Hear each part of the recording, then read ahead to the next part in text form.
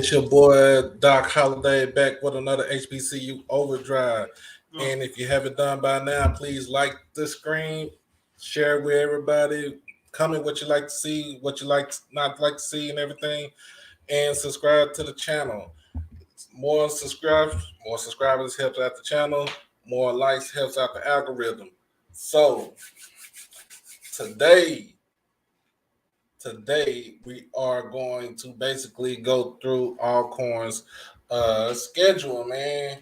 So I don't really have other than announcements, but I really don't have no news or anything like that for today. I did that yesterday. So basically, this pretty much going to be like almost like a 30-minute breakdown of Alcorn's schedule and where they are going to be at for this coming season. Hold on 1 second. Let me see how we gonna do this. Let's see how we gonna do this. All right.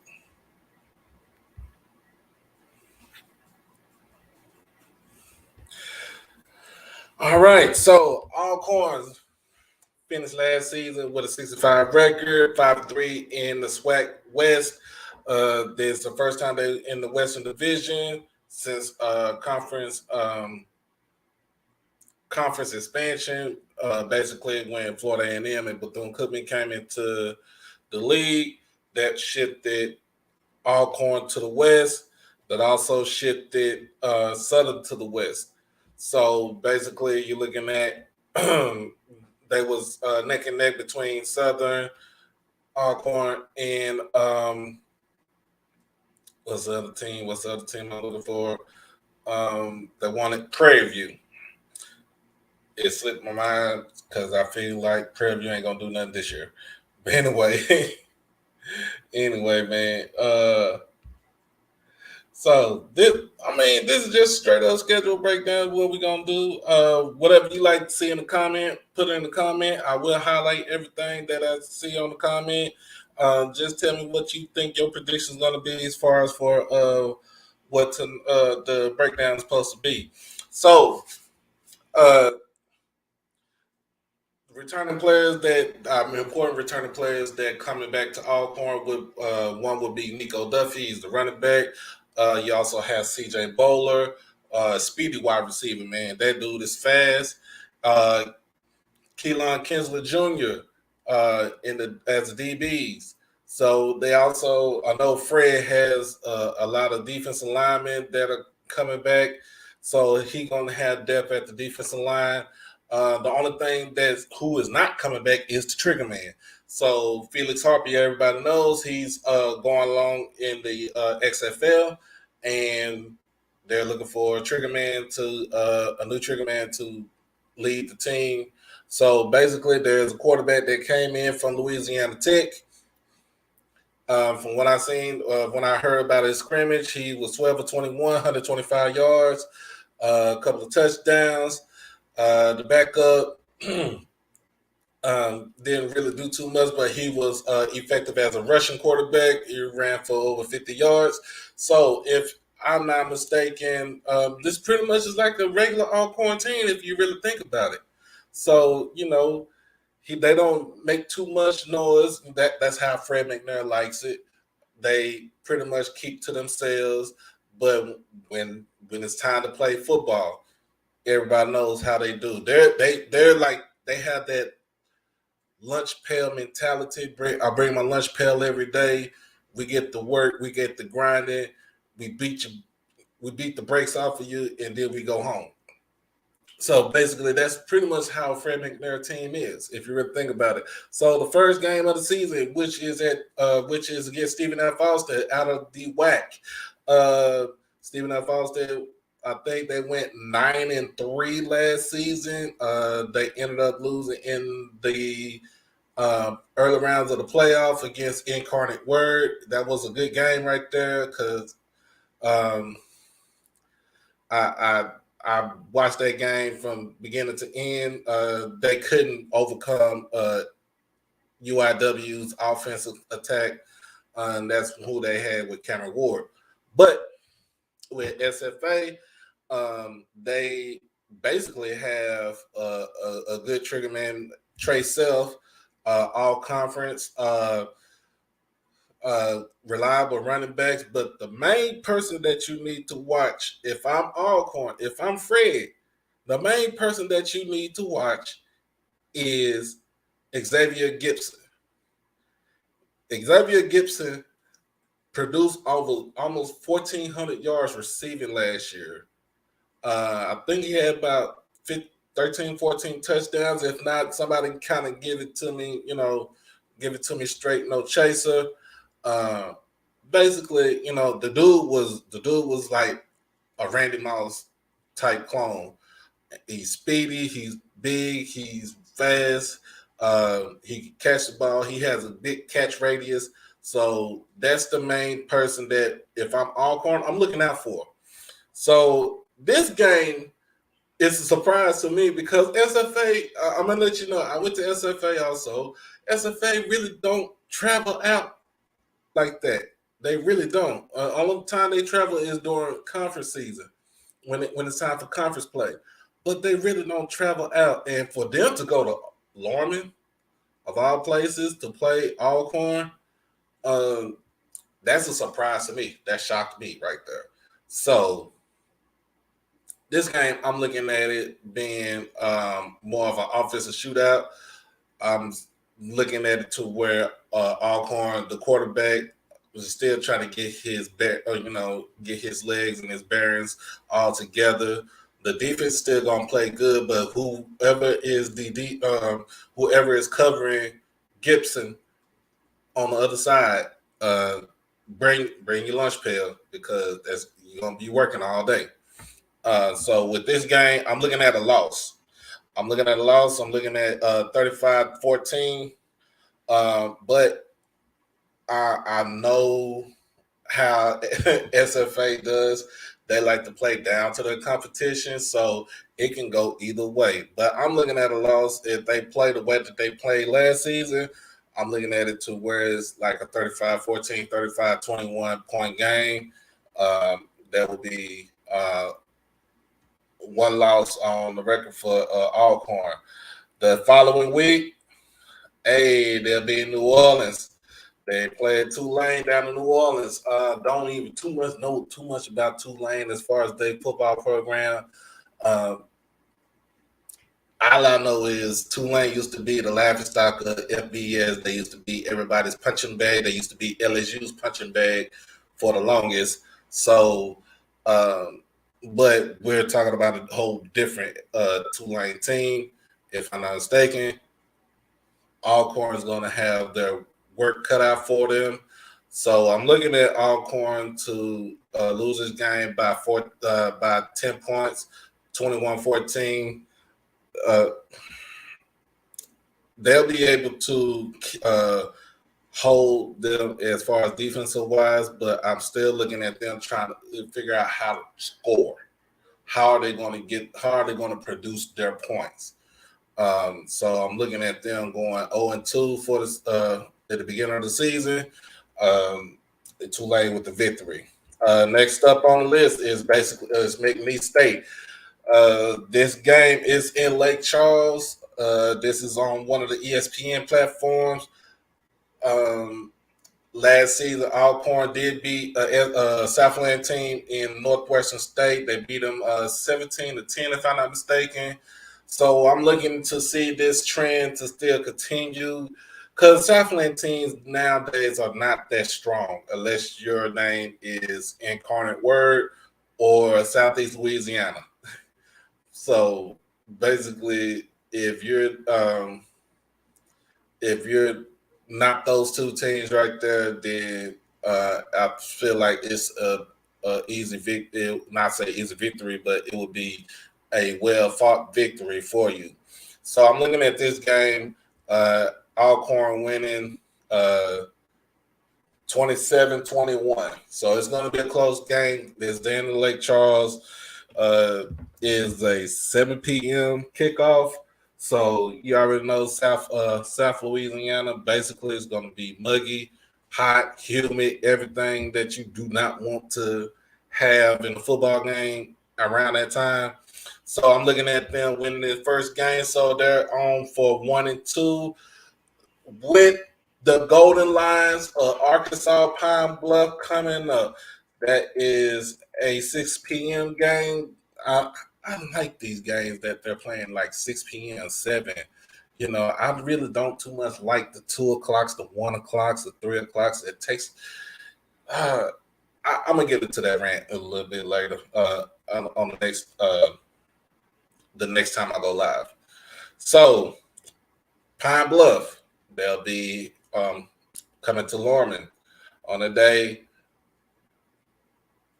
We talk about the same Pine Bluff team from last season where they had a lead, and then against Alcorn, same Alcorn team, and they blew it because they wasn't thinking. And they're not going to think on this game either. I look at the defense getting going after Skylar Perry. I feel the defensive line causing havoc on UAPB's offensive line. I'm looking at Alcorn taking the victory, taking that dub again with a 35-21 point victory. So that would be 2-2 on the season for Alcorn.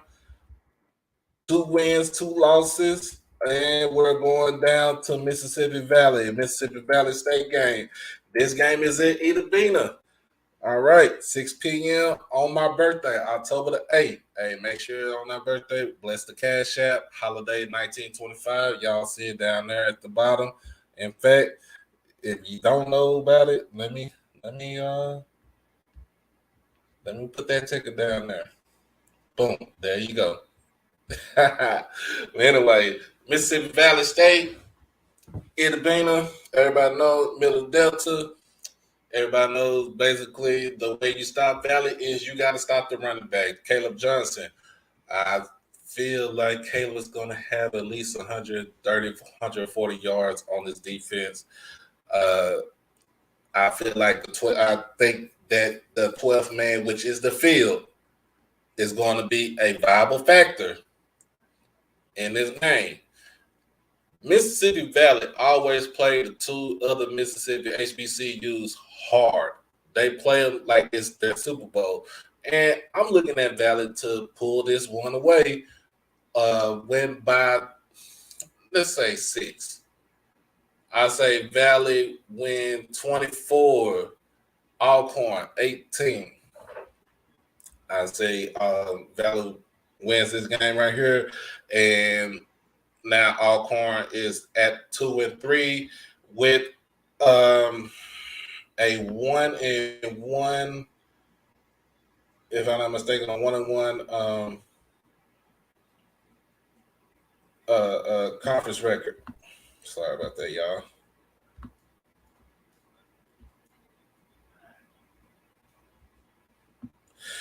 All right. October 15th, next game is Southern. They're going to be in Baton Rouge. They're going to be at Mumford. Everybody know how Mumford gets down. Mumford gets crazy at that time at a 6 p.m. start.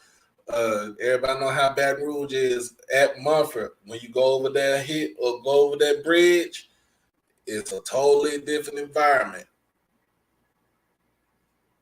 I don't see anything changing from this game right here. I see Southern with the revamped defense, not revamped, but vamped up defensive line with Dumas in the middle, Greyhouse, and Jordan Lewis on the outside. I see them causing havoc against Alcorn, so I'm looking at this game to be a victory for Southern. I'm looking at Southern winning 34, Alcorn 24.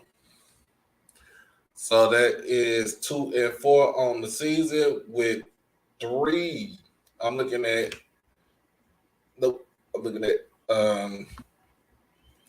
one conference win right now and 2 conference losses. On the next game is Texas Southern. There will be in Lorman. There's a 2 o'clock kickoff, so everybody know how Jack Spence get down. You know what I'm saying? don't know if this is their homecoming or not, like anything like that. But somebody let me know if when is their homecoming. But I got Texas Southern, Andrew Body. Everybody know how I feel about Andrew Body. Andrew Body is that dude. So he basically is the person that drives Texas Southern's whole offense, whole football team, basically. Because if he's out there balling, everybody's gonna ball. If he's not balling, then the morale of the team is gonna go down. I'm looking at this game right here. I'm looking at Alcorn squeaking it out by 3. I see them winning 31-28. Even though I feel like Andrew Body is going to have at least 200 yards running 200 yards passing and 150 running, probably with 3 touchdowns passing, 1 rushing. I feel like the defense is kind of going to slip up as far with Texas Southern and is going to get Alcorn that victory. So they'll end up with the victory on this game right here. So that would give them 2 conference wins and 3 conference losses, or 2 conference losses, because I think that Valley game won't count towards them because Valley's in the Eastern Division. So I'm looking at them being 2-2 in the conference, 3-3. 3-3. Hold on. I say Stephen F. Austin is a loss. Tulane is a loss. Valley is a loss, and Southern is a loss. So that's 3-4. Next game would be Grambling. So with the Grambling game, this is Cedric Thornton's coming back to Alcorn. He was their defensive coordinator when he was at Alcorn. Now he's the D coordinator at Grambling with Hugh Jackson. I'm looking at how is Grambling going to sustain or put up points if we don't know who the quarterback is, or if the quarterback is any kind of good. All right. We already know Grambling is going to have a great defense because they have Sonny Yada Anderson. They have a couple of other people that that transferred in or that Hugh not drafted, but recruited out of high school. I don't know who that quarterback is, so therefore this would be a whitewashing, if I'm not mistaken. I'm looking at Alcorn winning this game 42-24. 42-24. All right. Next game is Prairie View. They will be down in Prairie View for that Friday, November the 4th. It's a 6:30 p.m. Kickoff. Now, let me say this about Prairie View. Prairie View don't even know who their quarterback is going to be. Prairie View is having so many problems that I don't know if these kids even want to play football for Coach McDowell. But it doesn't matter. Late in the season, you got to play football anyway. So I'm looking at Alcorn whitewashing again. Prairie View 45-21 Alcorn. Man, all right. Let's keep going. Let's keep this thing going. Bethune-Cookman, November the 12th, down in Lorman, Mississippi. I'm looking at this. I don't need to say anything other than if Kamari Everett don't have a breakout game against Alcorn and this defense, then it's going to be a long day for the Wildcats. And I'm looking at Alcorn, these Braves. I'm looking at these Braves and swagging the food. With if he chimed in on it, I'm looking at them beating the brakes off of Bethune-Cookman. I'm looking at them putting up another 40 points, 42-21 Alcorn against Bethune-Cookman. So I'm going to kind of get that broke down as far as what the actual wins and losses are, and if they will qualify for the SWAC Championship game. All right. And the last game, right, is Soul Bowl down in Lorman, 2:00 kickoff against Jackson State. Alcorn played them last season. Alcorn played them quite formidably in the first half, with basically running the ball and running the ball with Stedman, also with Duffy making key play action passes with Felix Harper. CJ Bowler was given Al Young and CJ Holmes fits last season. But this is a different time, different day, different game. All right. I'm looking at Jackson State. I did say this yesterday in my video, Jackson State breakdown. I say Jackson State beats Alcorn. I say they beat them 42-31. Because I'm looking at it to where when they play them in Lorman, that crowd in Lorman is basically going to be juiced up. We're talking about 23,000 in that stadium. They're going to be juiced up. They're going to be on one. So, but I'm looking at Jackson State with all the firepower that they have, with the defense that they have now, even with the special teams and the kicking game that they have. I feel that Alcorn would be no match for Jackson State, so that will be a loss. So let's go back to see if this would if Alcorn would even be able to qualify for the SWAC Championship game. Got a loss against Stephen F. Austin, so that's 1. Tulane is 2. So I'm looking at a 1-2 between 1 and 2 after they beat McNeese, 2-2 when they beat Pine Bluff, 2-3 when they lose to Valley, 2-4 when they lose to Southern, 3-4 when they beat Texas Southern. 4-4, so they'll be at 500 when they play Grambling. They beat Grambling. Prairie View 5-4, they'll beat Prairie View, so they'll be one game above 500, and 6-4 when they beat Bethune, and 6-5 when they play Jackson State and they lose to Jackson State. So, man, I don't think they would be able to qualify for the SWAC championship game because of the conference losses, and I don't know if some of the losses, the teams that they're playing, like Valley and Jackson State, will that count against them in the conference standings? So if it does,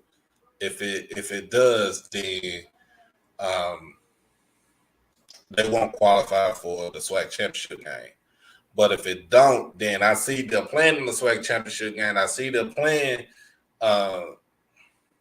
I see them playing Jackson State in the SWAC championship game.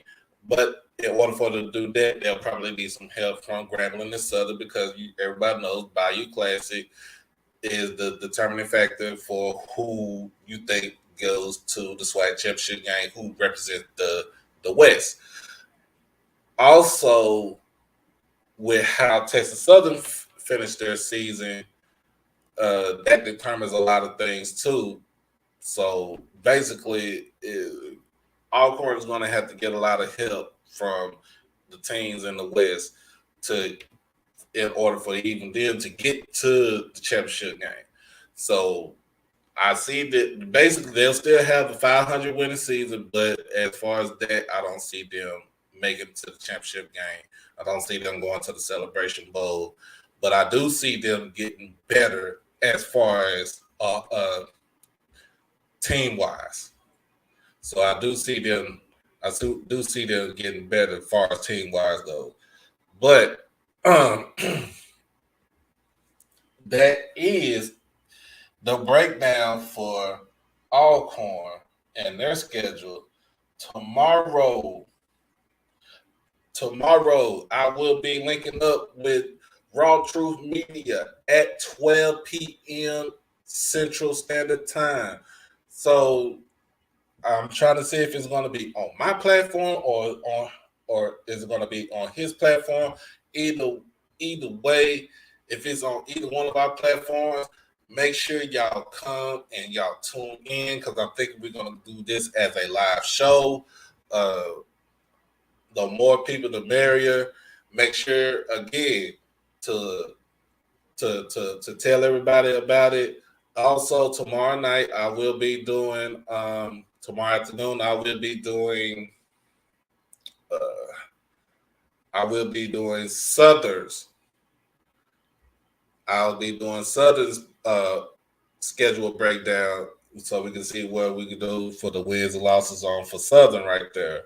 If you got any comments, man, just put it in there. I'm all willing and able to hear the feedback from y'all and stuff like that. But like I said, tomorrow noon Central Time, I will be doing a show with Raw Truth Media. And tomorrow evening, I will be doing Southern's breakdown of their football schedule and stuff going to come along for the rest of the week. Wednesday, I'll go do Gramblings.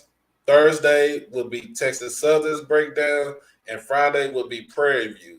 Saturday will be Mississippi Valley, and Sunday I won't do any show Sunday because that is my wife's birthday. So I am going to be celebrating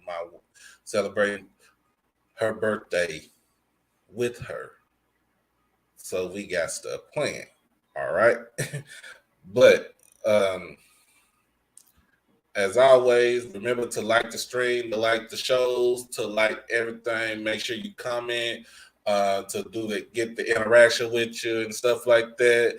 Also, make sure you share this show, share the channel, share all the live streams and everything else. And most importantly, make sure you subscribe to it.